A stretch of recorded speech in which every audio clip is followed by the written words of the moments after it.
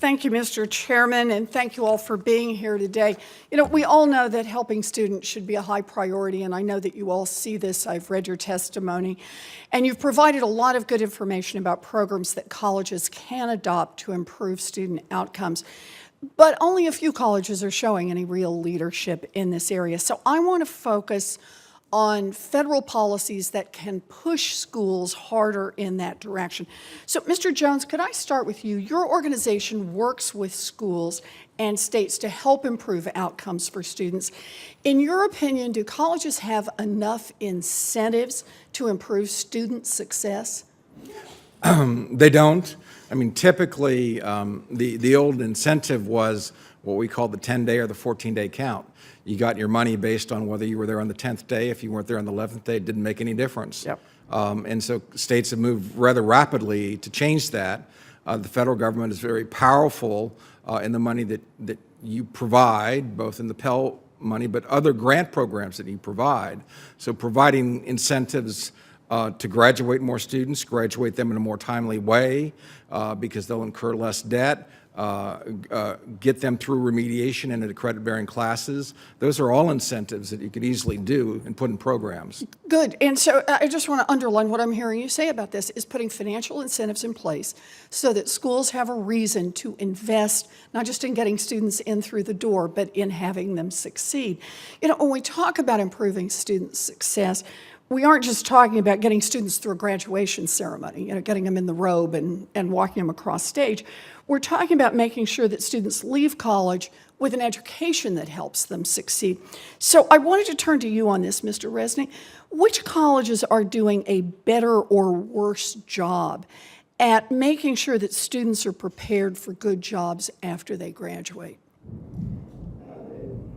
That's an increasingly important topic in my world. Where I think the scalable growth is in, again, using data and analytics to help us advise and promote good career and post-graduation knowledge for our students. We now, as part of our platform, have an alliance with a vendor called Burning Glass that is tracking data for job listings across the country every day. And as students come in at Georgia State and pick majors, they actually can see for any major that we offer the 25 to 40 careers that are most likely to result from an empirical basis from majoring in that area. And then they can see live job data about what job demands are like, what starting salaries like, what qualifications. Let me just stop you there, though, Mr. Resnick, and I very much hear your point about helping students find out what career paths may be most informative for them. But I particularly want to focus on, I heard you say, I think earlier, or know that you referred to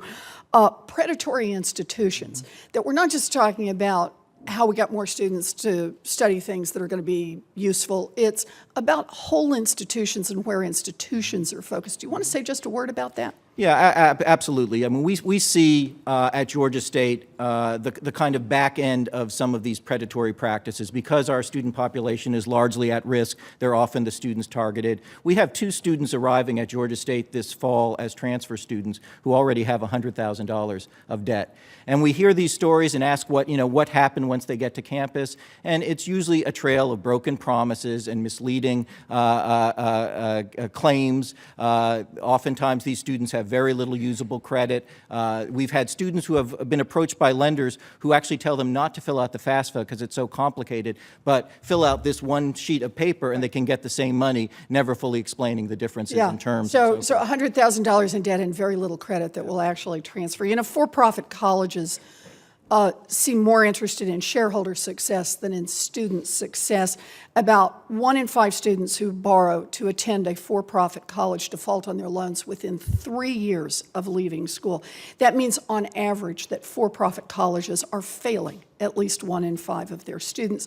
So let me just see if I can wrap this up really quickly with a note here.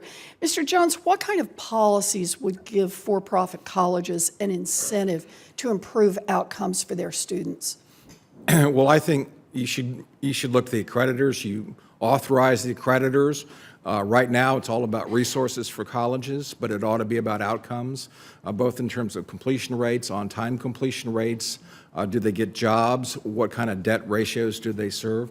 And the accreditors, I think, have been very lax at looking at any of those factors in terms of reaccrediting schools. I can't imagine the ones they've reaccredited just haven't met those standards. So I'd look to the accreditors in how they do this and rewrite that. Good. And I'll just put this in. For both private and public. Thank you. Thank you. And I'll put this in as a question for the record for everyone here. You know, we just have to go back to the fact that the federal government is shelling out $150 billion every year to help students attend college.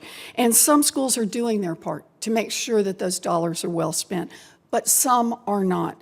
As we work on the Higher Education Act, it is critical to focus on whether all colleges that dip into that $150 billion have the right incentives to invest in the success of their students. Thank you, Mr. Chairman.